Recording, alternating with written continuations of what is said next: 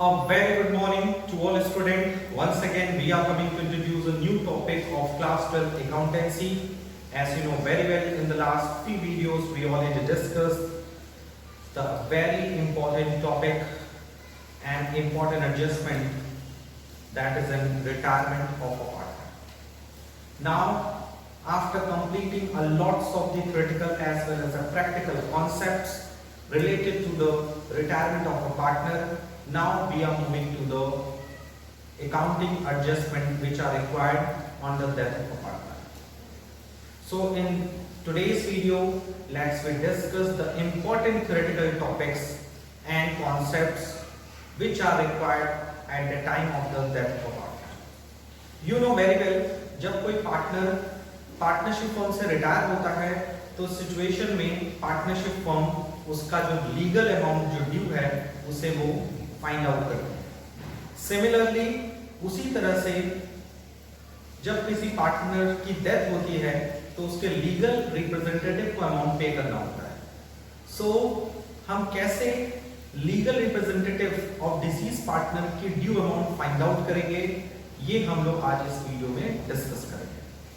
So let's be discuss the important topics and important concepts related to the death of partner.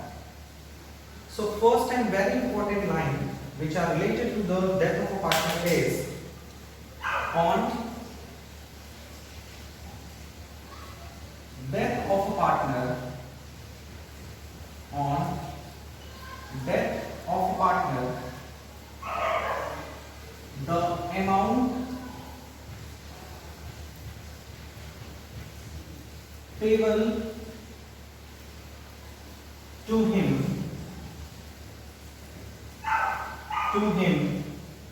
is to be paid to his legal representative.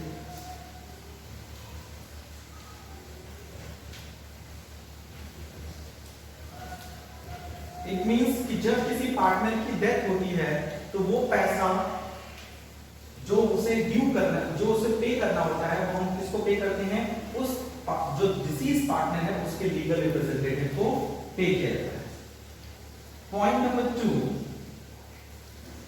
Calculation of amount due to legal representative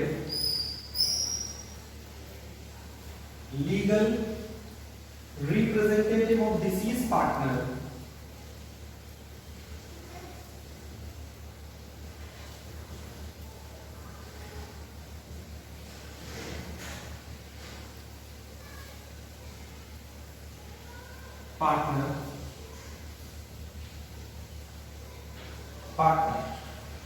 So second and important point related to the calculation of amount due to the legal representative of deceased partner. It means कि जो disease partner है उसके legal representative को कितना amount due करना है उसको हम कैसे कैलकुलेट करेंगे। पहली और इंपॉर्टेंट लाइन ये थी कि जब कोई पार्टनर की डेथ होती है तो उसको जो ड्यू अमाउंट था, यानी जो उसको अमाउंट देना था, वो हम उसको ना देकर उसकी किसको देंगे? लीगल रिप्रेजेंटेटिव को देंगे। और दूसरी बात कि हम कैसे वो ड्यू अमाउंट कैलकुलेट करेंगे डिसीज पार्टनर, यानी the second important point is calculation of amount due to the legal representative of deceased partner.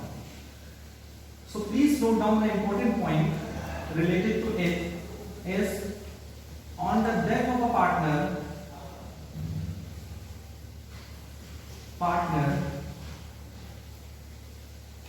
accounts in the books of the firm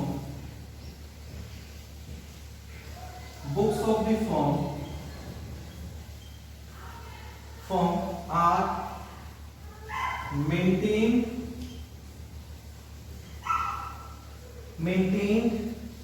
in the same way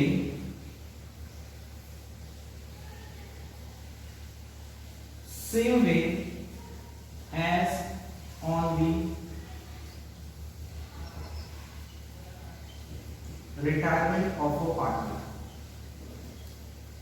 it means कि जब किसी partner की death होती है उस situation में भी जो हम अकाउंट्स प्रिपेयर मेंटेन करते हैं इन the books of the firm, वो सिमिलरली एकदम सेम वे वैसे ही हम लोग प्रिपेयर करते हैं जैसे कि हम रिटायरमेंट ऑफ अ पार्टनर के केस में करते हैं।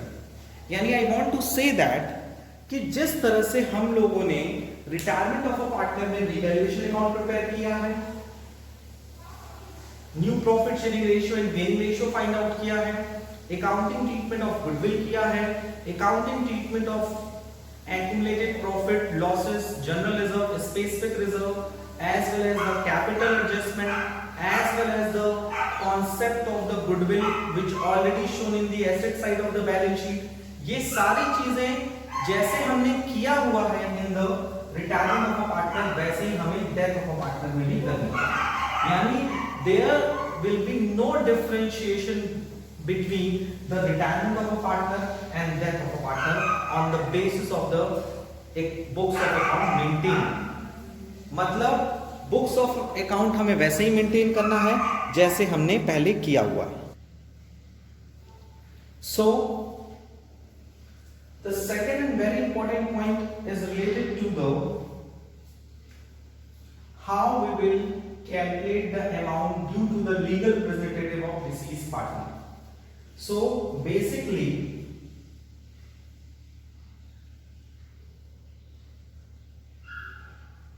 legal representative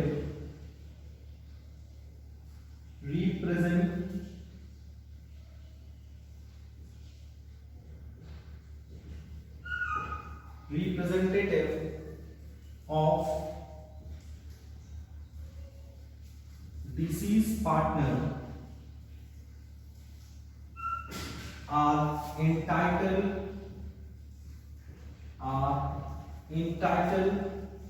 to claim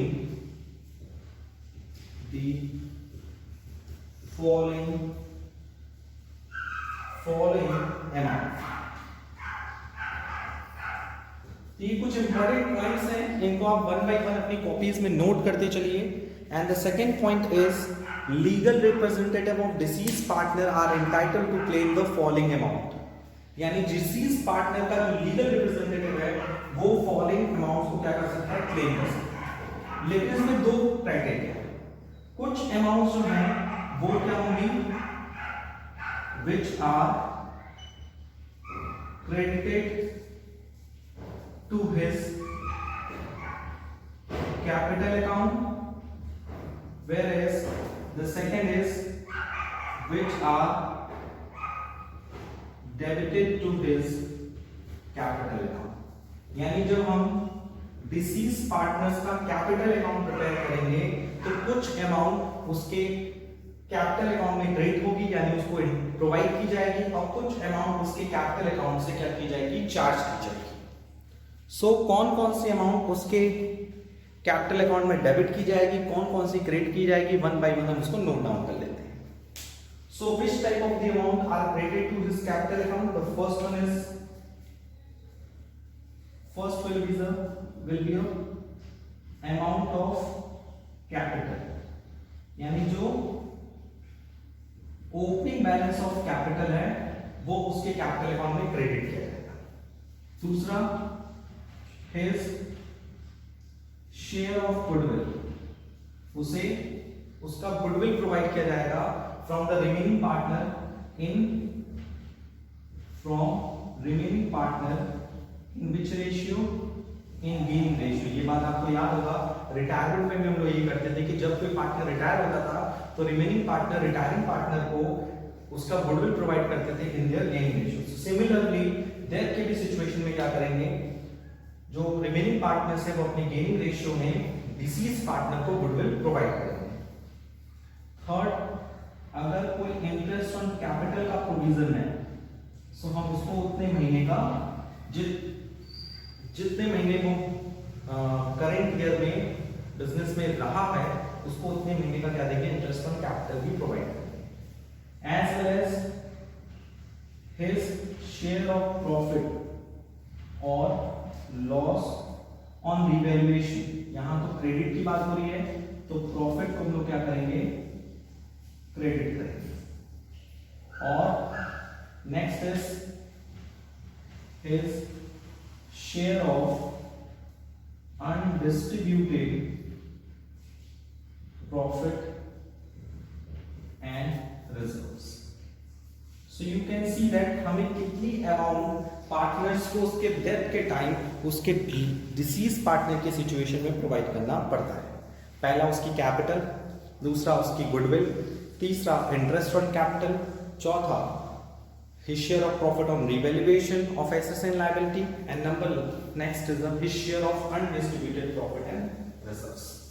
Apart from this, the one more point is also provided to this credited to his capital account is his share of profit up to the date of death. ये सबसे important point है कि जब किसी partner की death होती है तो सिचुएशन में उस करेंट ईयर का हम क्या करते हैं, प्रॉफिट कैलकुलेट करते हैं और वो प्रॉफिट हम उसको प्रोवाइड करते हैं कब तक, up to the date of death. जैसे अगर करेंट ईयर में किसी भी पार्टनर की 1 अक्टूबर को डेथ हो गई तो अप्रैल, मई, जून, जुलाई, अगस्त, सितंबर यानी 6 मंथ के हम उसको प्रॉफिट प्रोवाइड करेंगे, उसका शेयर ऑफ प्रॉफिट, ये भी ध्यान रखना है।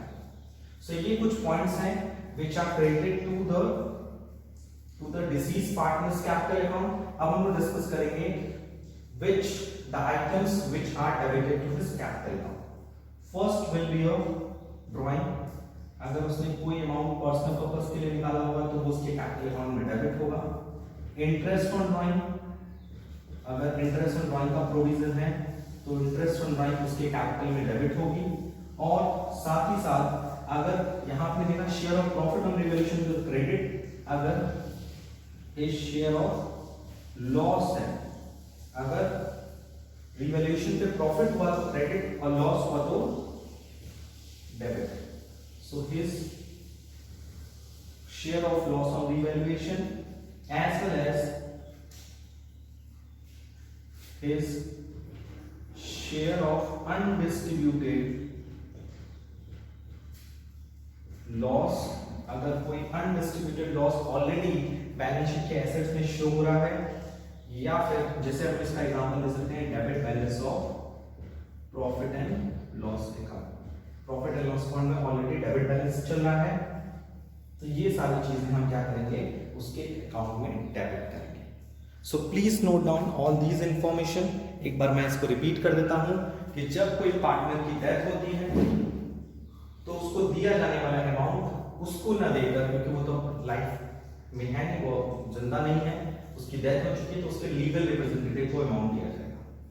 Calculation of the amount due to the legal representative of deceased partner, किसी भी डिसीज पार्टनर के लीगल रिप्रेजेंटेटिव को जो अमाउंट ड्यू है उसको कैलकुलेट करने के लिए पहले सबसे इंपॉर्टेंट पॉइंट है कि on the death of a partner accounts in the books of the firm are maintained in the same way as on the retirement of partner. यानी कि पार्टनर के डेथ में हम बुक्स ऑफ अकाउंट वैसे ही maintain करते हैं जैसे हम रिटायरमेंट ऑफ पार्टनर के केस में करते हैं। यानी उसी तरह से हम रिवैल्यूएशन अकाउंट प्रिपेयर करेंगे, उसी तरह से हम पार्टनर्स कैपिटल प्रिपेयर करेंगे, उसी तरह से कैश इन बैंक प्रिपेयर करेंगे, उसी तरह से हम बैलेंस शीट प्रिपेयर करेंगे, उसी तरह से गुडविल का एडजस्टमेंट करेंगे, रिवैल्यूएशन का एडजस्टमेंट करेंगे, accumulated profit and losses, general reserve, specific reserve को डिस्ट्रीब्यूट करेंगे, एज वेल एज हम सिमिलरली जरेंट्री भी वैसे ही पास करेंगे। यानी डेथ ऑफ अ पार्टनर की अकाउंटिंग ट्रीटमेंट और रिटायरमेंट ऑफ पार्टनर के अकाउंटिंग ट्रीटमेंट में कोई भी बड़ा डिफरेंस नहीं है, ठीक है। बट इसको और अच्छे समझने के लिए मैंने ये भी कैटेगराइज कर दिया कि जो डिसीज पार्टनर है उसको जो लीगल रिप्रेजेंटेटिव को जो ड्यू अमाउंट देना है उससे पहले हम डिसीज पार्टनर्स की कैपिटल अकाउंट प्रिपेयर करते हैं। सो डिसीज पार्टनर का कैपिटल अकाउंट प्रिपेयर करते वक्त कौन कौन सा अमाउंट उसके कैपिटल में क्रेडिट होगा। So these are the items जिसमें आपको पता है कैपिटल क्रेडिट होता है, goodwill, interest on capital, share of profit and share of undistributed profit and loss, share of profit up to the date of death, इधर drawing, interest on drawing, share of loss, share of undistributed loss. ये सारी चीजें आपको अपने दिमाग में रख लेना। इसमें से नया पॉइंट बस यही है, बाकी ऑलरेडी हम लोगों ने सारा point retirement of a partner में ऑलरेडी डिस्कस किया। एक इंपॉर्टेंट नोट यहाँ पर आपको लिखना जरूरी है, वो ये है, the legal representative of deceased partner is entitled at his discretion to the interest at 6% per annum, the amount due to him from the date of the death to the date of the payment for that portion of profit which is earned by the firm with the amount due to the deceased partner. यानी कि simple सी बात यहाँ पर ये समझाने की कोशिश की गई है कि जब किसी पार्टनर की डेथ होती है, यहाँ समझिएगा, जब किसी पार्टनर की डेथ होती है और उसका जो ड्यू अमाउंट है पे करने में फर्म लेट करता है, तो जिस डेट पे उसकी डेथ हुई है उस डेट से लेके जब तक का उसका पेमेंट हुआ है उसके बीच में जितना महीना काउंट किया जाएगा उतने महीने का इंटरेस्ट भी प्रोवाइड किया जाएगा। सो ये भी आपको ध्यान में रखना है कि सबसे पहले हम इस सिचुएशन में आपको कुछ इंपॉर्टेंट नोट्स डाउन करने, नोट प्रिपेयर करना है। Note number 1 is after preparation of deceased partner capital account, after preparation of deceased partner's capital account, balance is to be transfer to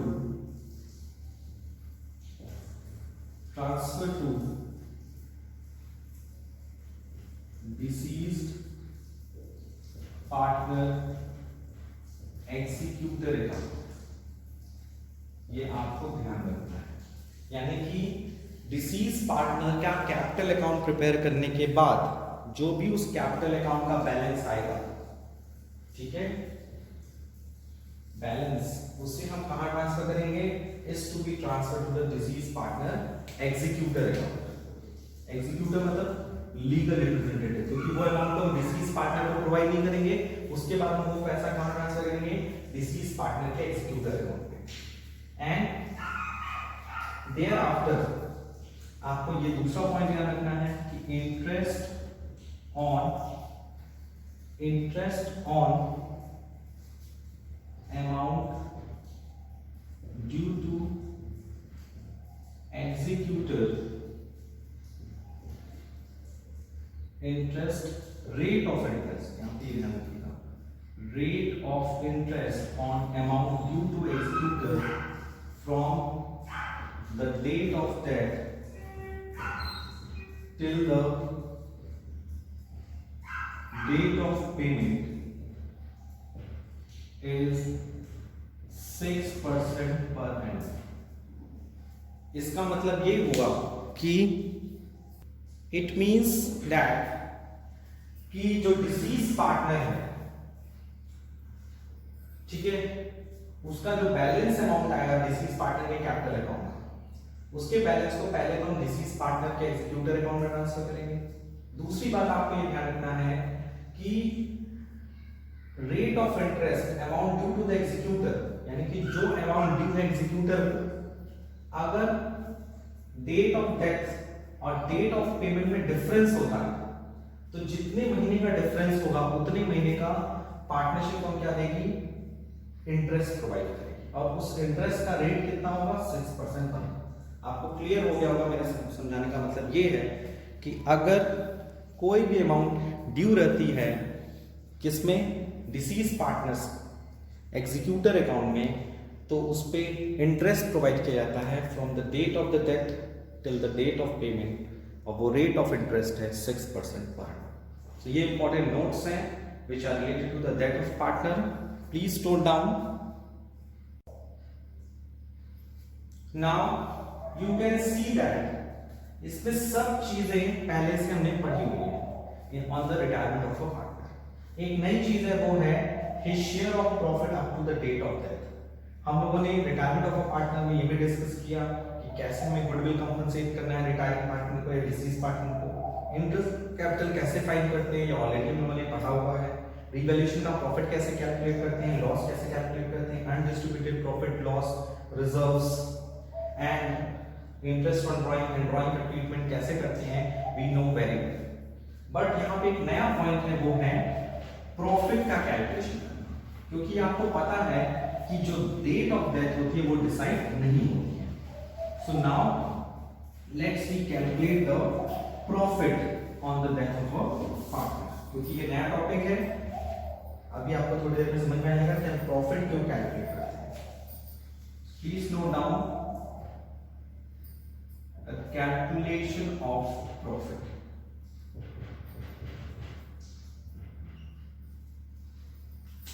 Point is, if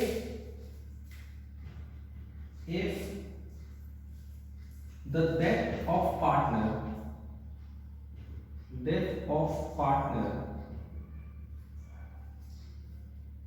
occurs on any day during the year,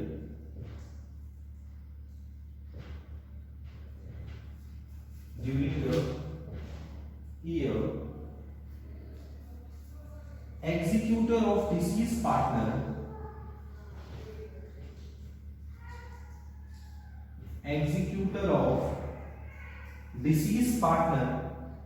will also be entitled to share of profit earned by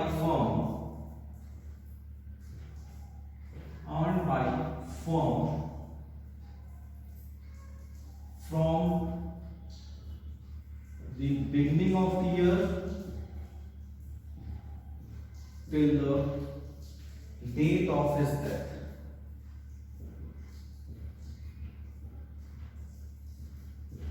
ठीक है, सो ये कुछ important point हैं which are related to the calculation of profit, और आपको समझ में आएगा कि आखिर हम प्रॉफिट क्यों कैलकुलेट करते हैं on the death of a partner. इसलिए कैलकुलेट करते हैं, ध्यान से समझिएगा इस चीज को, कि suppose ABC 3 partner 1:1:1, B died हो रहा है, B dies on 1st November 2015। सो जब आप 31st मार्च को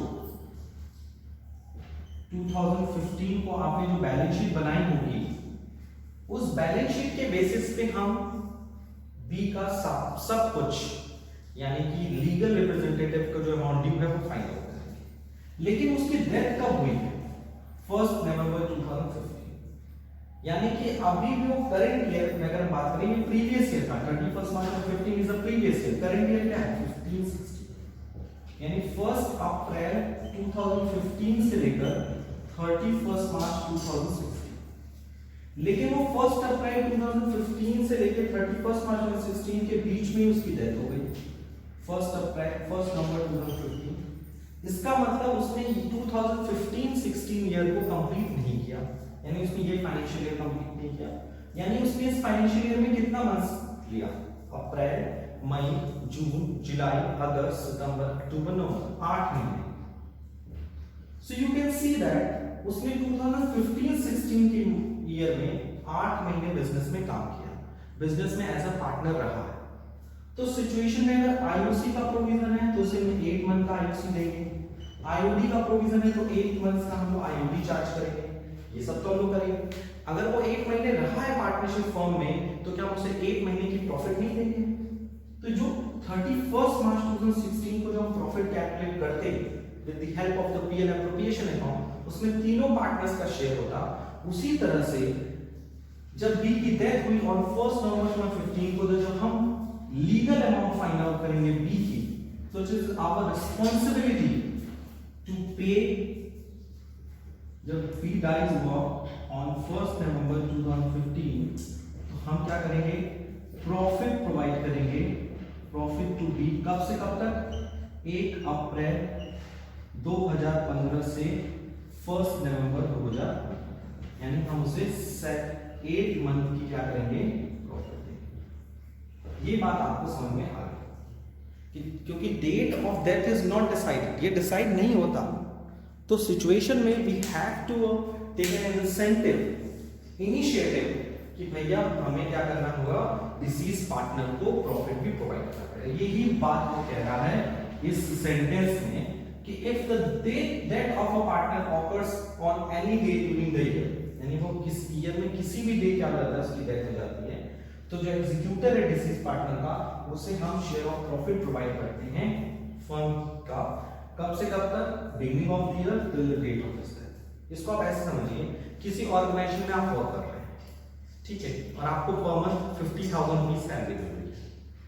आप किसी, मान लीजिए किसी मंथ आप क्या हो गए, आपकी डेथ हो गई या किसी पर्सन की डेथ हो गई, तो उस मान लीजिए जिस मंथ में उसने कंप्लीट कर लिया उस मंथ की तो उसको सैलरी मिली नहीं होगी। जिस मंथ की उसकी सैलरी कंप्लीट नहीं हुई होगी उसको अपने डेट का, जैसे आज है इस 22, तो 22 डेज का, उस मंथ की 22 डेज के हिसाब से 50,000, मान लीजिए एक मंथ में 30 डेज होते हैं, तो उसे 22 डेज का क्या मिलेगा, सैलरी प्रोवाइड किया जाएगा by the organisation.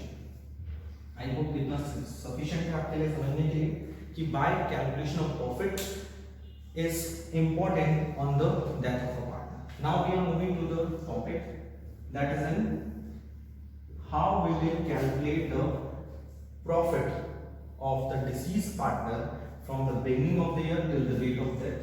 So there are two methods by which we find out the profit. The first one is a on time basis. Second will be a on turnover or sales basis. Turnover को हम लोग sales कहते हैं, और दोनों का formula बहुत easy है। With the help of the formula हम लोग फाइंड आउट करेंगे। So on the time basis how we will find out the deceased partner's share of profit. Deceased partner का शेयर ऑफ प्रॉफिट कैसे calculate होगा, उसका profit कैसे calculate होगा, उसका फॉर्मूला है given profit into months upon 12, या फिर अगर डेज है, डेज में उसका काउंट हुआ है तो days upon 365 into his share of profit. His share of profit मतलब प्रॉफिट शेयरिंग रेशियो में उसका शेयर कितना है, हिज शेयर इन पीएसआर, ऐसे याद रखिए, his share in profit sharing ratio. जैसे 1/2 है तो 1/2, 3/4 है तो 3/4, 3/5 है तो 3/5। So this is the formula by which we calculate the deceased partner share of profit on time basis, and turnover basis का formula होता है how we will calculate the deceased partner share profit by turnover method, and the formula is previous year profit divided by previous year sales into current year sales। और ये जो current year sales है वो कब से कब तक की होती है, ये भी आपको बता दें। The current year sales means from the beginning of the year till the date of death, मतलब साल की शुरुआत से लेकर जब तक कि उसकी डेथ होती है उतने मंथ की सेल्स कितनी है उसके बेसिस पे, और मल्टीप्लाई करेंगे is share in PSR. So this is a simple formula by which we calculate the profit of deceased partner from the beginning of the year till the date of his death. Is the first method is on time basis. The formula is given profit into months upon 12 or days upon 365, दोनों में से किसी एक को adopt करेंगे, into his share in PSR। And number second, on the turnover basis or sales basis, how we will find out the deceased partner share of profit? The formula is previous year profit divided by previous year sales into current year sales, and the current year sales means from the beginning of the year till the date of his death, यानी जब से year start हुआ तब से लेकर उसकी death तक की बीच में कितना सेल्स है करंट ईयर का, and multiplied by his share in PSR. So I hope it is clear for you.